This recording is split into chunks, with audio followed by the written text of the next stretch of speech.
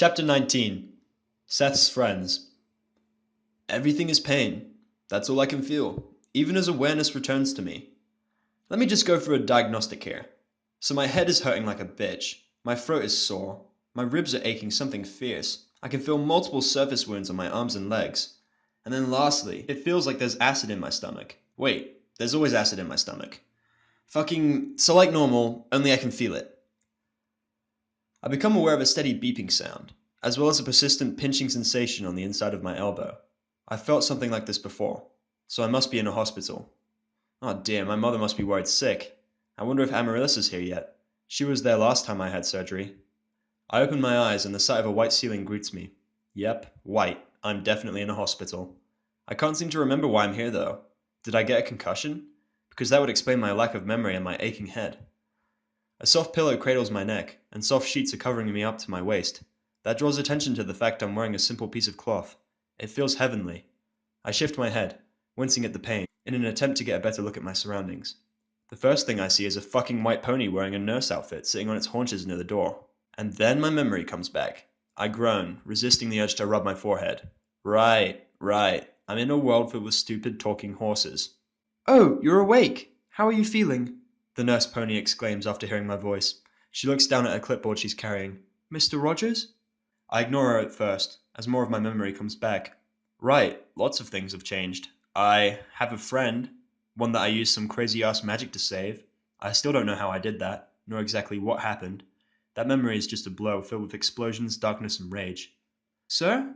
The nurse prompts, much to my annoyance. Shut up and let me think a moment. I snap at her. She recoils, taken aback by my sudden vehemence. Suddenly, I remember something. Where's Rainbow? Miss Dash? She's in the bed next to you, the nurse tells me, still looking hurt at my callous words. I almost freak out, thinking that she meant Rainbow was literally in the bed with me, but after a bit of looking around, I notice not only the IV stuck into my arm, which makes me wonder how long I've been unconscious, but also there's another bed, a few feet away from my own. Rainbow is fast asleep upon it, lying on her side. Her wounds are bandaged, and her hurt wing is in a cast.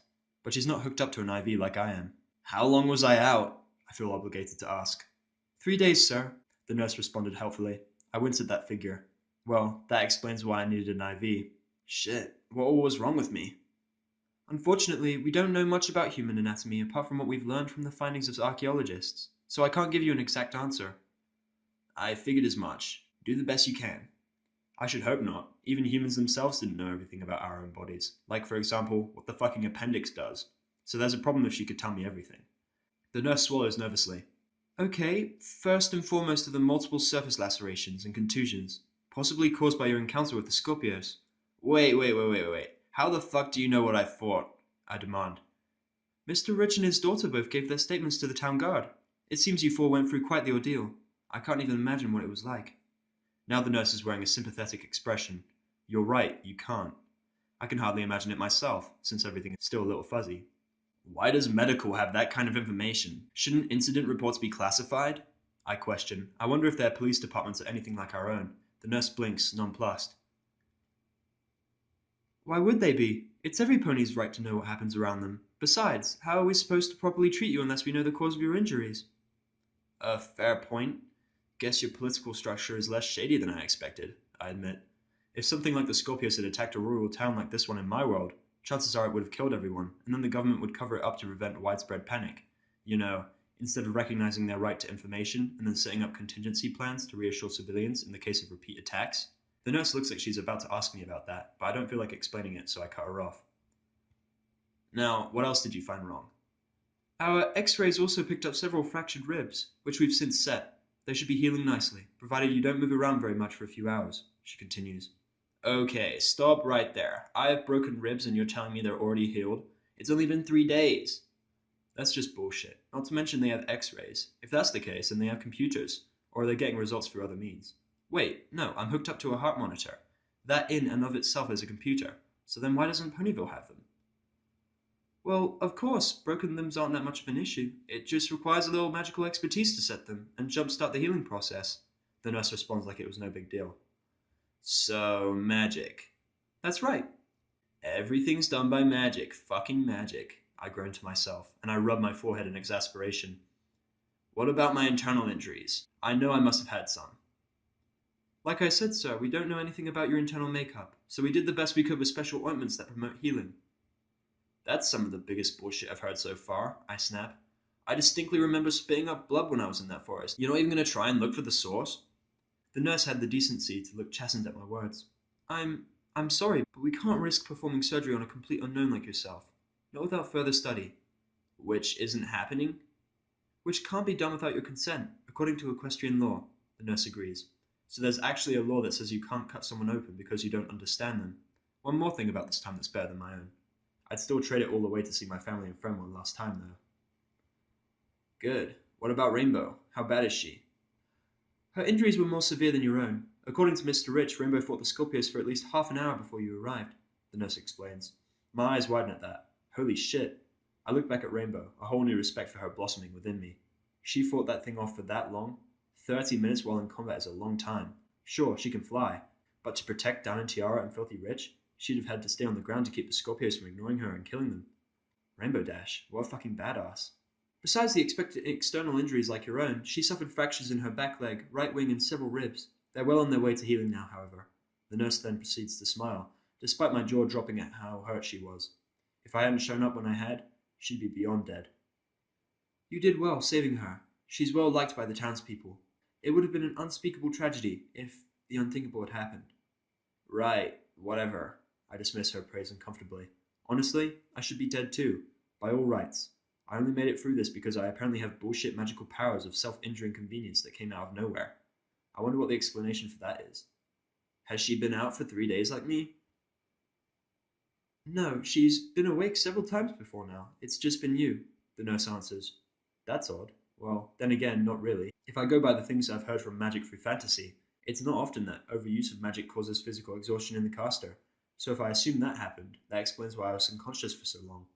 So I could technically wake her up without causing any health problems, I ask. I'm feeling a bit mischievous now that I know that she's alright. The nurse nods. I turn my head to look back at Rainbow Dash. Oi! Wake the fuck up! Rainbow wakes up with a start. Ah! Where's the fire? She exclaims. But once the sleep leaves her eyes, she becomes aware of me laughing at her reaction. Oh, you're awake at last. I could say the same to you. But yeah, I'm up, for better or worse. How are you holding up? I don't got a clue what the doctors meant with all their fancy words, but I heard it was bad. I should be asking you that. Your injuries are worse than mine, I point out. Rainbow laughs sheepishly at that. But I am fine, somewhat. Me too, but why didn't you tell us you can use magic? That was totally awesome! What you did back there? Well, of course she probably has lots of questions, seeing as I essentially curb-stomped what was considered to be one of the toughest monsters in the forest. Because I didn't know either. Back in my time, humans can't use magic, no matter how much they want to. It's why we came up with so many technological marvels, some of which you ponies are using now. Huh, then why are you able to use magic now? Rainbow looks about as confused as I feel about this whole situation. Your guess is as good as mine. Besides, it's a moot point. I don't plan on using it ever again. Now that gets a reaction from Rainbow. What? Why not? You saved our lives, Seth! Rainbow protests hotly. Before responding, I look over at the nurse. Mind leaving us for a bit? I ask her. Now's as good a time as any to have this conversation, and I'd rather do it in private.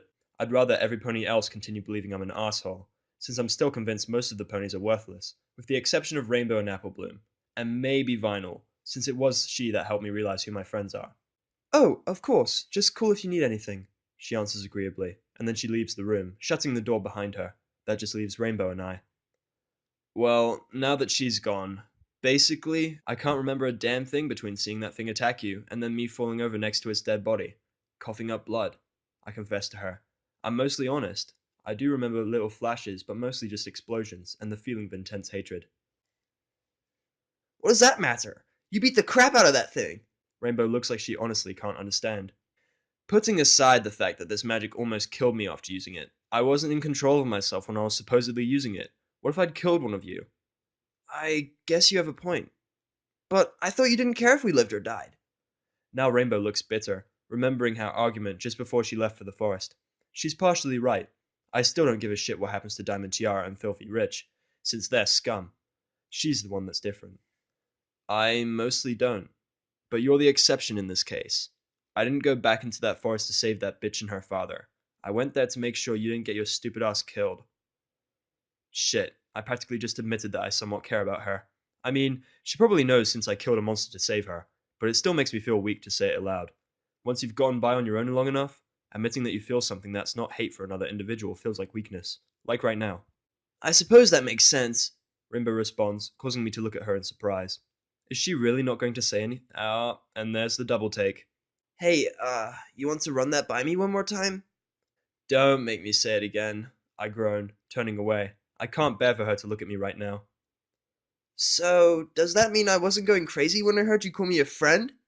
Rainbow looks so hopeful right now. I'm already starting to regret this. No doubt she's going to stick to me even harder if I say yes. But I can't exactly lie. Even if I do, there's no way she'd believe me after I risked my life for her. You're not crazy, is all I can say. I immediately curse myself at how dumb that sounded. Why couldn't I have just said yes? That would have sounded less stupid. Then again, I don't think it matters. Yeah! Woo! Rainbow's exultant whoop is accompanied by her attempting to move, which causes her to immediately wince and settle down. Ow! Ow! Bad idea! Pfft, dumbass, I quip. Her response is to stick her tongue out at me. As mature as ever, I see. I'm awesome and you know it, Rainbow boasts in response, laying back on the bed. This is totally great. I've got to show you so many things. Oh, wow, I know. You need to come see the Wonderbolts with me. You'll love them, I promise you. Oh, and then there's this totally awesome book series I have to... Ugh, shut up, Rainbow. Too much at once, I grunt, wondering what I'd just signed myself up for. I'm not going to suddenly make an about face in my personality simply because I find you one of the only tolerable ponies ever. I still find this world to be fucked up. Oh, sorry, I'm just excited, Rainbow says sheepishly, rubbing the back of her head with a hoof. Then she does another double take. Wait, one of the only? Are there more? Just one.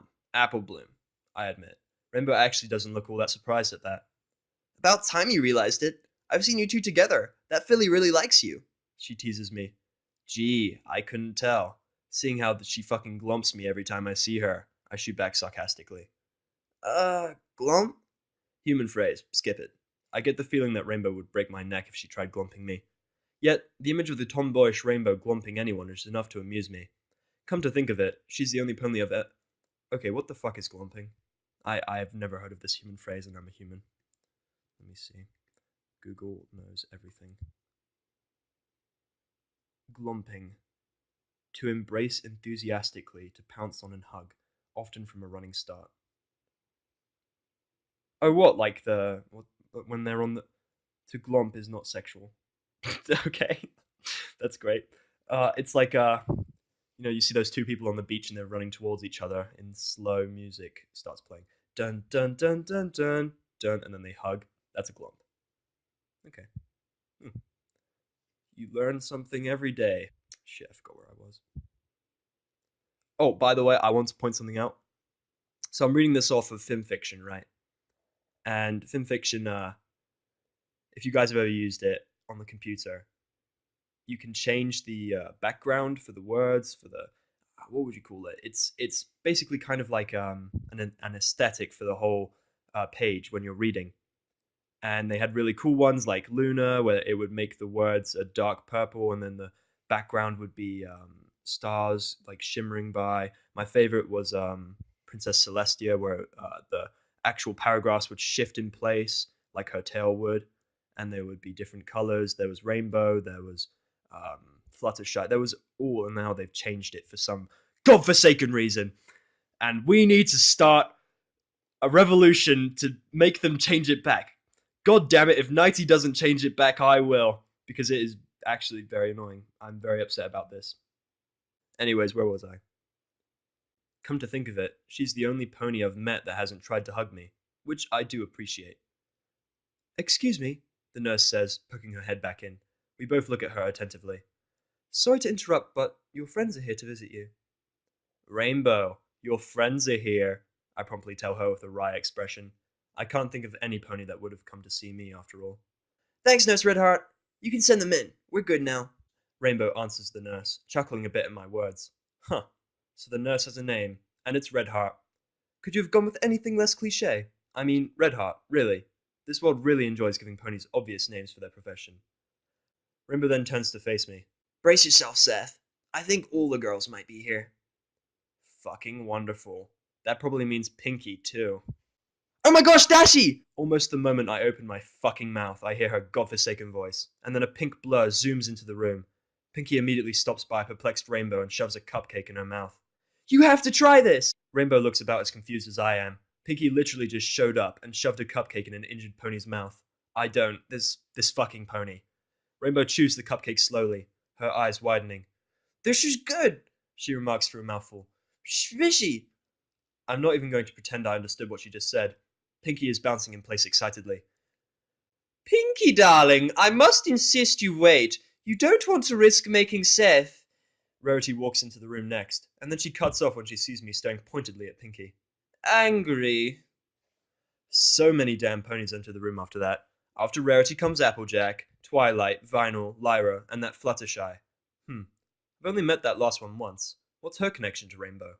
They all give us assorted greetings, but one voice in particular stands out to me because of how much louder it is. Seth! Hang on, I know that voice. I can't see her because she's so small, but I recognize that high-pitched, twangy voice immediately. That soon changes, because Apple Bloom rushes around to the side of my bed, looking both worried and happy to see me. She rears up and places her front hooves on the edge of the bed, being too short to hop all the way up. When I heard you were hurt, I was worried I wouldn't get to see you no more. Seriously, weaponize this filly. I swear, she'd stop even the most hardened criminals with sheer adorableness. God, listen to me. I've never been one to really call something cute over much, but I've been doing it non-stop since I got here. Her tearful face is practically unbearable. Come here, you. Apple Bloom squeaks as I grab her just under her front legs, lifting her clear off the ground and onto my lap. I'm fine, see? As long as you don't get too... Ah! Before I can finish talking, Apple Bloom hugs me around the chest, where my ribs are still attempting to heal, so pain shoots through me, and I have to remove her legs from me physically. Close to my ribs! Jesus Christ! Apple Bloom, get down from there and quit hurting Seth. Applejack addresses her sister. Yeah, fuck you. If your sister wants to cuddle, it's totally fine. Oh, I'm sorry. I'll quit bothering you now. Apple Bloom says to me, looking worse than before. She moves to get down, but I stop her. Hey, I don't recall giving you permission to get down, I tell her. She gives me an odd expression, as does Applejack, but Apple Bloom turns into a smile once she sees mine. She curls up in my lap. Seth, are you feeling alright? Twilight asks me in a very surprised voice. By the way Applejack and Rarity are nodding, it seems they find this whole display of affection to be strange for me. Well, it is, and it isn't. I've grown a bit attached to this filly. Isn't that a dumb question to ask someone in the hospital? I remark. Twilight blinks and then huffs. I meant, you're acting a bit friendlier than usual is all. Twilight corrects herself. Well, that's a dick way of putting it. I can be nice to whoever I want. Why don't you mind your own fucking business? And my response is just as nasty as her question was. Twilight doesn't look nearly as hurt by that as I expected. Instead, she heaves a sigh. And it's back, she laments. While she was talking, Rainbow swallows the cupcake, licking her muzzle to remove all the crumbs. She looks around at the different ponies. Hey, every pony. Thanks for coming back to see me. I've been so bored for the past few days. Rainbow greets her friends. Well, fuck you too, I comment, though not really seriously. I'm just being a nitpicker to piss her off. Oh, hush, mister. I've been out for 3 days while my friend is sitting in a bed bored out of her mind. Rainbow contests, though she's about as serious as I am, which is to say, not really. Well, excuse me for exhausting myself dragging our sorry asses out of hell. Oh! Twilight's exclamation is enough to draw our attention from our stupid conversation. She rushes over to me, practically getting in my face. She looks more excited than I've ever seen her. That reminds me, you can use magic. No way, really? I deadpan. Even my sarcasm isn't enough to dampen her spirits. She practically starts hopping up and down. Oh, this is so wonderful. I want to know everything about it. What color was it? What was its composition? What sort of techniques did you use? Oh, I know. We could practice magic together. I've been looking for a partner. We can do so many things together and... Twilight, fucking shut it already. I stop her mid-rant. Twilight stops, looking sheepish, while Rainbow and Applejack chuckle knowingly at their friend's expense. It's not that big of a deal. Oh, but it is. Twilight starts up again, her eyes brightening. This confirms a long-standing theory that humanity had a basic understanding of magic, though it was always assumed that human magic was more of a clairvoyant or informational kind, and not combat magic like you showed. Really? Huh. I wonder if humans use magic to make music, like I do. Lyra muses, lifting up her lyre with a thoughtful expression. I bet they do. That stuff they call dubstep? Just magical. Vinyl agrees, And then she and Lyra start having a conversation about music that I proceed to tune out, since the idea of humans using magic is just dumb. Actually, you're wrong. My words cut off all of their individual conversations. Humans created all the technology that you're using now because we don't have magic. We were the apex race because of our ingenuity, not this overly convenient magic bullshit you unicorns get to have. Huh. But if humans don't use magic, what about what you did? Twilight asks, looking somewhat troubled at the condescending tone in my voice. Hell if I fucking know. It just sort of happened. I wouldn't even have believed it if I hadn't seen that monster's dead body myself, I admit. This magical power that I supposedly have still freaks me out. Besides, it's dangerous to both me and my enemy. Oh, this is so fascinating. What do you say you come back to my library so we can study it? Twilight suggests. Absolutely not. There's no way I'm using that magic in a civilized area. I don't know if I can even control it, I snap. Twilight nods understandingly. I do have a way of measuring any magical leakage any untrained unicorn generally exhibits. I think I might be able to tweak the device so that I can measure yours too. That way we can learn more about its composition, among other factors, she informs me. Well, as much as I hate to admit it, this magic scares me. I've said this before, but I hardly remember a thing about what happened back there. That feeling of hatred haunts me. I don't know what state of mind I was in, but I wonder. Would I have hurt Rainbow if I'd continued to use that magic? I don't even want to think about that. So it is probably a good idea if I let Twilight study this magic. The more I know about it, the better chance I have of keeping it sealed. I don't ever want to use it again. Fine. I'll come to the library so you can do whatever, I tell her, earning an immediate squee from her. Oh! Pinky appears to suddenly remember something. I'm so glad you're okay, Sethy, but I gotta get a few things done before tonight. Bye-bye, every pony. Later, Pinky. Rainbow calls after the pink menace as she dashes out of the room. Then it hits me. What did I tell you about calling me Sethy? I shout in annoyance, but she's already gone. As I settle back with a sigh, I notice Lyra watching me with a pensive look on her face. What? So, Sethy, huh? Oh, you've got to be fucking kidding me. Don't even think about it, I growl at her. What a cute little name. I think I'll have to start using it. Lyra completely disregards my warning as she looks at me coyly. If you call me that even once. The other ponies in the room look at Lyra, but Lyra takes it in stride. Aw, such a cute little Sethy, she coos. You know, I'm starting to reconsider my refusal to ever use that magic again.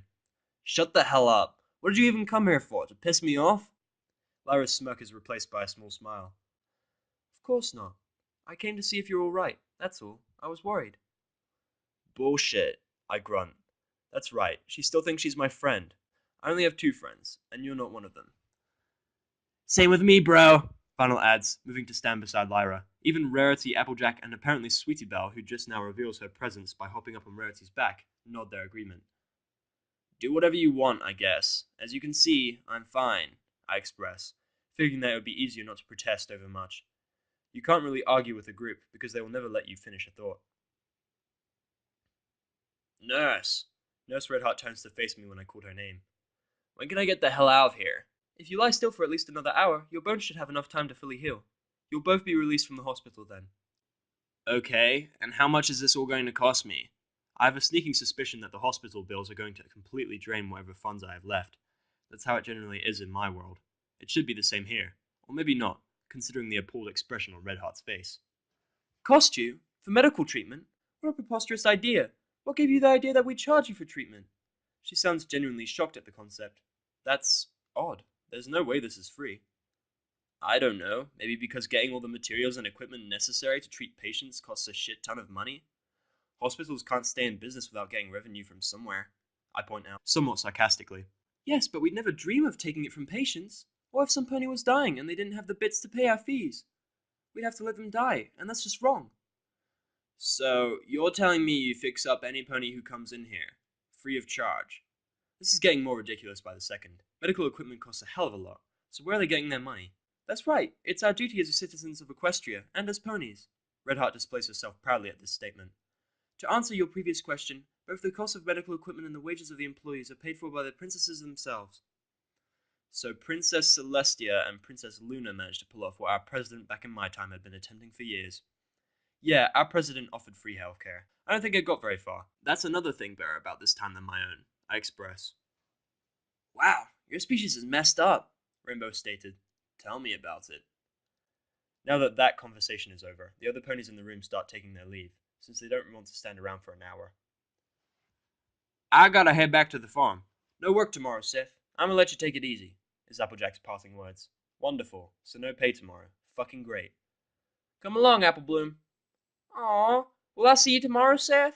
Applebloom asks me, hopping down from the hospital bed. Hell if I know. Depends on my mood, I answer. Applebloom nods and gives me a wave before she and her sister leave the room. Lara and Vinyl leave next, followed by Rarity and Sweetie Belle. I'll see you back at the library tonight, Twilight says to me, leaving the room as well. Huh, so apparently she scheduled that whole studying thing for tonight. Oh well, not like I have anything else to do. Not being able to read sucks. I really need a hobby, since honestly, there's nothing for me to do aside from sit around when I'm not working. So now Rainbow and I are alone in the room, as the nurse has left to do something or another. I don't really care. Well, almost alone. I only now notice that Fluttershy is still here, sitting behind Rainbow's bed where I can't see her. I'm really glad you're okay, Rainbow, Fluttershy murmurs softly. Like a Scorpios could keep the likes of us down, Rainbow boasts, causing me to raise an eyebrow. Excuse me, that had been practically all me. That reminds me, Fluttershy, have you met Seth? Oh, yes. Fluttershy stammers, peering at me shyly from behind her silky pink mane. Just once, though. So bad. I don't know what I'm gonna do for Fluttershy's voice. Seth, you totally like Fluttershy. She's one of the nicest ponies around, Rainbow says, looking at me. Fluttershy blushes at the praise, while I cross my arms. Great, I scoff, not really caring. So she's the exact opposite of me, then. All the more reason to hang with her. Learn by example, right? Whatever. I end the conversation there by turning away from Rainbow and gazing at the ceiling. I don't need a large group of friends. That just means more ponies that have a chance to backstab me. No, just like before, I'm good with one or two. I need to get back to my animals. I'll see you later. I mean, if that's okay with you, Fluttershy says as she backs out of the room. See you tonight, Fluttershy! Rainbow calls after her friend, and then there were two. It doesn't take Rainbow very long to get stir-crazy. What am I gonna do for an hour? What do I care? Take a nap or something, I snap, leaning back myself, adjusting my body so that my arms are linked behind my head. Huh, that's actually a good idea. Rainbow proceeds to turn over and shut her eyes. That just leaves me, bored. I look around the room until I spot my winter clothes, freshly cleaned and neatly folded on the counter across the room. My phone and wallet are resting next to it, and my rifle is leaning against the wall nearby. Good, they had the sense not to wash my phone. Might have murdered every pony if that had happened. Not really, but you get the point. Maybe I should take a nap too. Well, she might have been planning on waking us up, but I actually wake up on my own, just as she walks through the door. I feel a lot better than before, as now only my throat is sore, and I have a bit of a lingering headache. The places where I'm still wearing bandages still sting a bit, but better than before. My ribs also don't hurt at all anymore, so I guess that magic did its job. Ah, you're awake! I expect you're about ready to get out of here, Redheart notes with a smile. Hell yes, I'm ready, but since I'm still a bit groggy from my nap, I just nod. Alright then, if you'll just sign right here. Redheart slides the clipboard over to me, along with a quill. There's what I assume is a medical form on the board, but everything is that same equestrian scrawl, so I have no idea what it says. But I do recognize that little X that you usually sign next to, so I write my name down in cursive there. While I'm doing that, Redheart removes the needle from my arm, wiping away a small bead of blood and bandaging it. What language is that?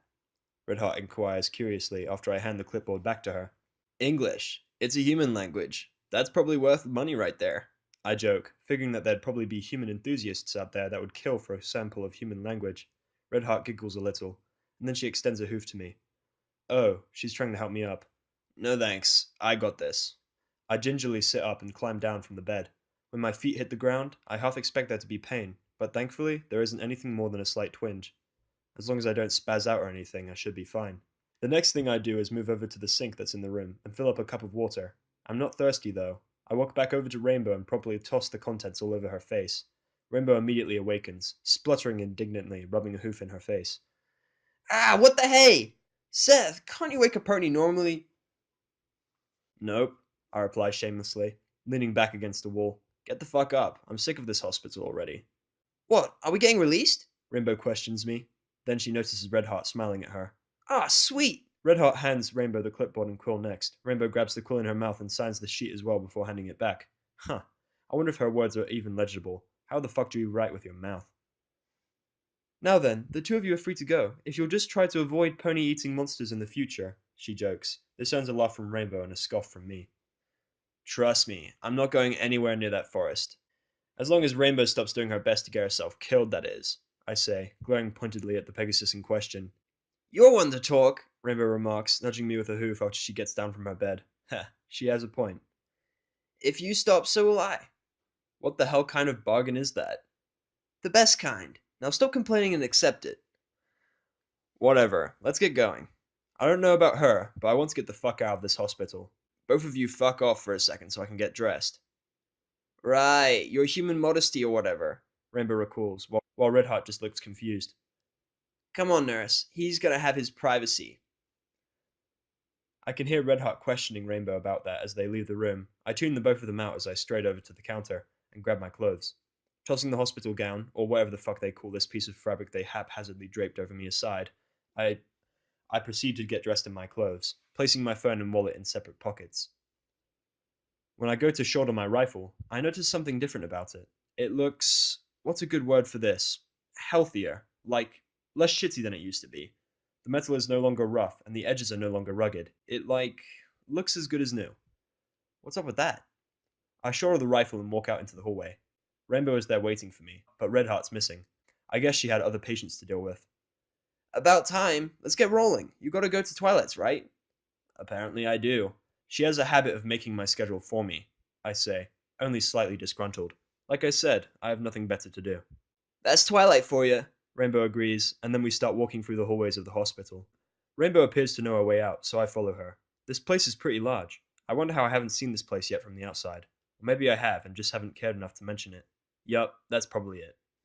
Once we're outside, I notice that the sun is setting. Great. How the fuck am I going to sleep tonight, since I've just woken up from 3 days worth of sleep? Also, the town is oddly empty. Like, I know the ponies will be heading home and stuff, but this is more empty than usual.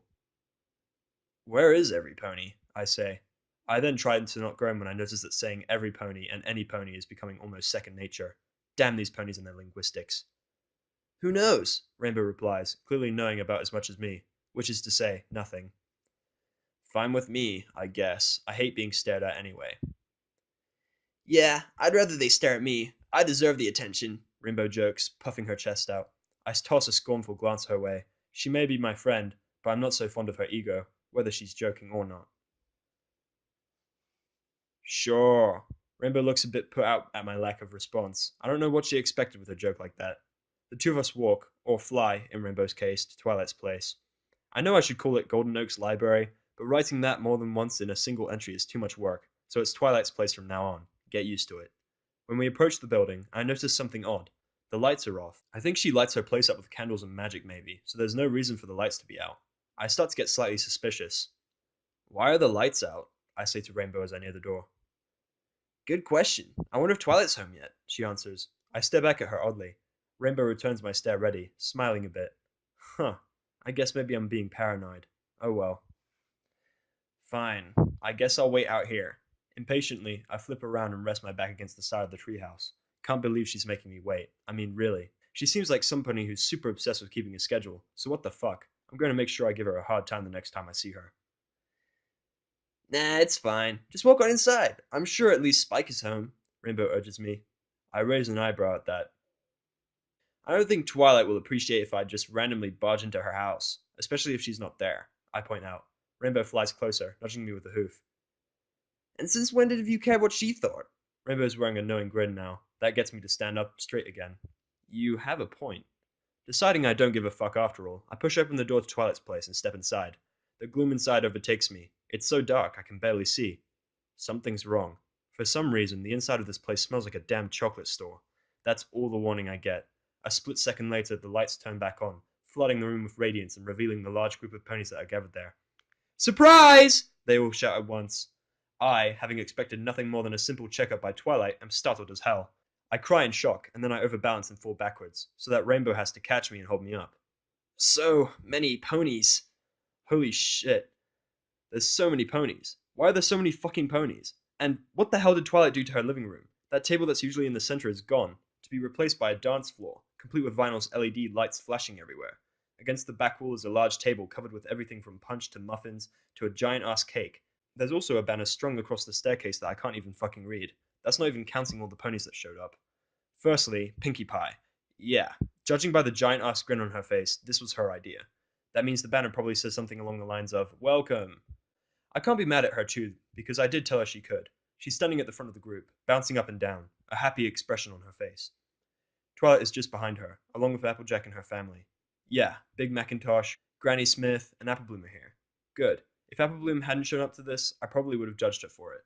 Rarity, wearing yet another ridiculous dress, is standing near them, accompanied by Sweetie Belle. Scootaloo is there as well, next to them. Even Fluttershy is here, shyly hiding behind Twilight. I can see Lyra, Bonbon, Derpy, Carrot Top, Cheerily, and even Sakura by the punch table, all of them smiling at my surprised reaction. Flitter is there as well, along with another mare that looks just like her, only with a more messy hairstyle. What the fuck? Why are they all here for this dumb party? Then, to my shock, I also notice Filthy Rich, Diamond Tiara, and Silverspoon here as well, though they look more pensive and sheepish than anything else. What are those fuckers doing here? Hi, Sethi. Were you surprised? You look surprised, though you really shouldn't have because you said I could throw a welcome party, so I guess this is actually a victory for me since I still surprised you even though you knew it was coming and... Just like I expected, Pinkie immediately starts spouting off. Her non-stop talking is starting to give me a headache, so I reach up and rub my temples. When she sees that, Pinkie stops talking mid-sentence. Oh, right, sorry. Well, I did kind of ask for this, didn't I admit. Thankfully, Pinkie has the sense to stop spouting off. Well, mostly. Yes, sirree!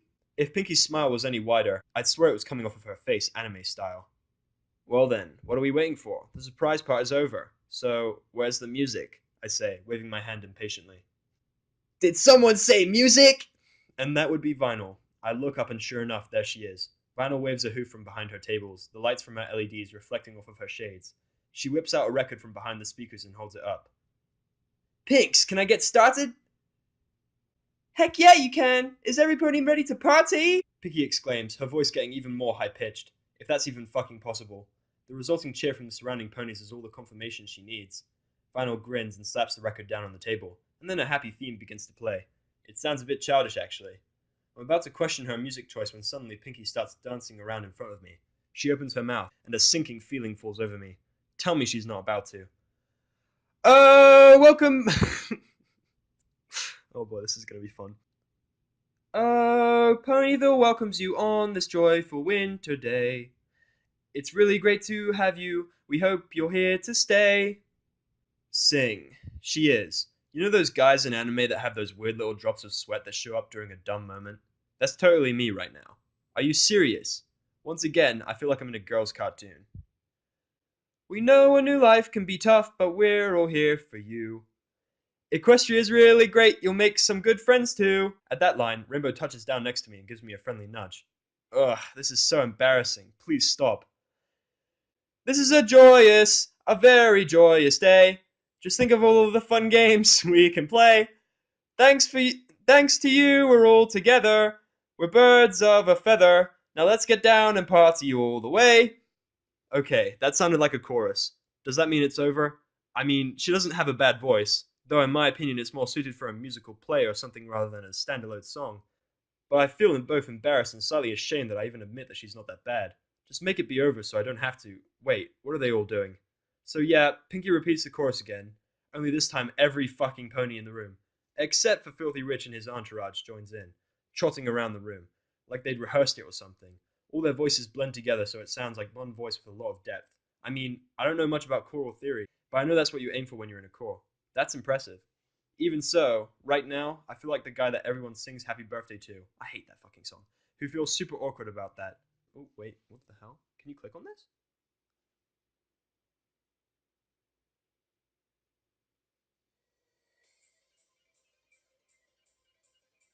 Are you serious? Apparently there's a link on one of the words. Now every pony dance! Pinkie exclaims once the song ends, and Vinyl flips the record over and starts playing some awesome sounding electronic music. With that, the party kicks off. Ponies hit the dance floor and start mingling, though several ponies look like they want to talk to me. Before that, though... Pinkie, what the fuck are those things? I snarl in a low whisper just beside Pinkie's ear. She looks up to see me pointing at Filthy Rich, Diamond Tiara, and Silverspoon. Doing here? Pinkie frowns a little. Well, I know you didn't like them, but they told me they had something to say to you, so I invited them anyway. I hope you aren't too mad. Of course I'm fucking mad. I nearly died because of those fuckers. Whatever they have to say had better be good, because I'm kicking them out right afterwards. I snap, my voice rising slightly. Pinky's ears flatten. Don't look at me that way. It's my party. I shouldn't have to look at the dregs of life when I should be enjoying myself. Aw, Sethy, just give them a chance. You never know, they could surprise you. Pinky advises me, her smile returning. As her smile grows, my scowl deepens. I don't give second chances. If they wrong you once, they'll do it again. I made that mistake before. I won't make it again, I grunt. I cross my arms and narrow my eyes. In the process, I accidentally make eye contact with Filthy Rich across the room. He averts his eyes quickly, looking down at the ground. What do you mean? Did somebody make you sad? Pinky is attempting to look comforting right now. I'm not buying it. Besides, this is a party. I don't want to think about Jana right now. Forget it. I'm gonna go get something to eat. I dismiss her question by turning my back and moving through the crowd of ponies to the food table. Great. Now I'm in a bad mood. At my own party. How can I enjoy this now? Fucking Pinky inviting those useless scum. Before I reach the table, I am stopped by Flitter and her unfamiliar friend. Flitter smiles brightly at me. She hesitantly cranes her neck forward, almost as if scared that I'm going to slap her or something. What the hell is she doing? That question is answered when she tentatively nuzzles my waist. Seriously? Even she feels the need to invade my personal space now? Hey Seth, I heard about what happened and I wanted to thank you. Flitter tells me softly, pulling her head back. The other pony that's with her appears to be sizing me up or something. The way she's looking at me is a little unsettling. For what? I didn't do anything for you, I demand, confused. Well, not for me directly, but Rainbow Dash is my friend. I would miss her terribly if anything happened to her. Flitter explains. That alone is enough to cause my expression to soften slightly. That I can understand. It's that same feeling that drove me out of the forest in the first place. Yeah, I get that, I guess. So who's this chick? I confess, and then quickly change the subject to the pony who is now looking at my hair with an approving look. Chick? Flitter questions. Right, another human expression they don't know. Skip it. Oh, okay. This is my sister, Cloud Chaser. Flitter turns to her sister and indicates her with a hoot. Cloud Chaser gives me a nod. Hey there, I'm Cloud Chaser. Okay, her name is fucking annoying to write. I'm calling her Cloud forever. Actually, damn it, if I call her Cloud, I'll keep picturing that emo with the giant sword. Zack was better anyway. I must say, when my sis talked about you, she never mentioned that you were so unique. Do all humans look like you? What a dumb fucking question. Seriously? Do all ponies look like you? I don't think so, since genetic diversity makes that physically possible. Oh, sweet, did the music stop? Thank God. Oh, it was nice. It was nice while it lasted. Sorry, guys. That's physically impossible, I deny viciously. Cloud Chaser recoils at my harsh greeting. Flitter winces as well. So no, they don't. Besides, most of them look better than me anyway. Sorry, but whoa, they look better than you? Tell me more. Cloud Chaser gets that dreamy look on her face. Well, this pony disgusts me. Her flirting is worse than Lyra's. Sis, stop, he doesn't like that. Flitter beseeches her sister. She gives me an apologetic look, and then starts leading her sister away. Sorry, Seth. We'll leave you alone now. I'm glad you're okay. Fine. Good riddance, I huff. Some pony who's not annoying, please talk to me. Well, the next one to reach me is Derpy, who immediately rears up on her hind legs and hugs me around the chest. What the? Oh, hi, Derpy. I'm so happy to see you, Seth. I was worried. Derpy sniffs, nuzzling her head against my chest. Well, I can't move, and I think she's actually crying somewhat. As cold-hearted as I usually act, there's something about this pony that makes me feel legitimately bad when she's feeling bad. So, awkwardly, I wrap my arms around her, hoping that she'll stop crying. Uh, I'm fine, I stutter a bit. I think it's working, because her sniffles gradually stop, and she finally releases me. A bright smile crosses her face, though I still can't tell what the fuck she's looking at because of her eyes all over the place. Want to come get a muffin with me? Derpy offers, indicating the food table with her head.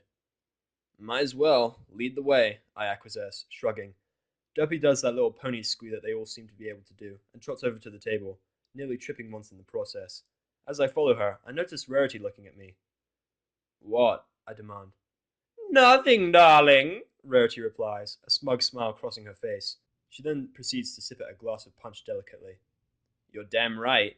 I leave her behind after that, cursing myself for giving in to Derpy's adorableness. Together, Derpy and I gorge ourselves on assorted sweets.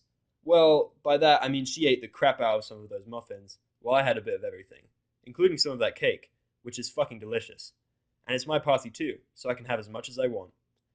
Just as I'm about to eat another slice of cake, The three ponies that I absolutely didn't want to talk to approached me hesitantly. I set my plate down, my eyes hardening. This is going to get nasty. Derpy, did you bring your daughter here? I ask casually. Derpy looks up, her mouth full of muffin. She gulps it all down at once. Mm-hmm. I let her play with the other fillies. Why do you ask?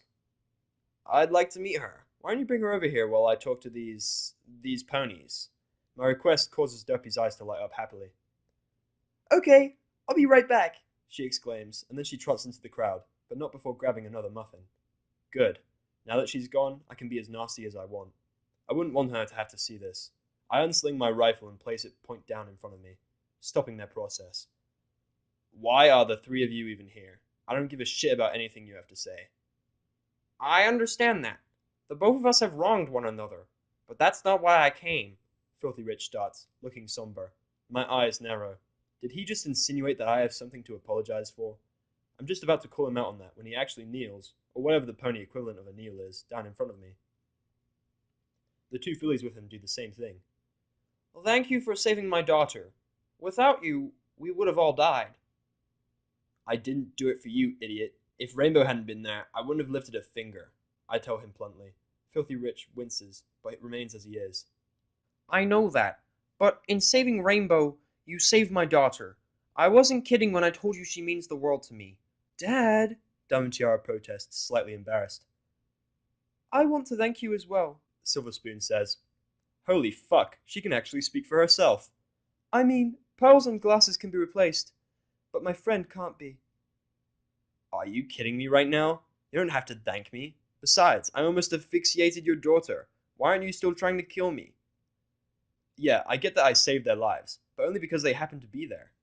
Filthy Rich stands back up, but instead of replying, he nudges his daughter. Diamond Tiara approaches me. Well, you did hurt me, which I'm not happy about, but you were right. I tried doing something for myself, and it didn't work. I want to try and do things on my own now, so I can prove you wrong, Diamond affirms. Huh.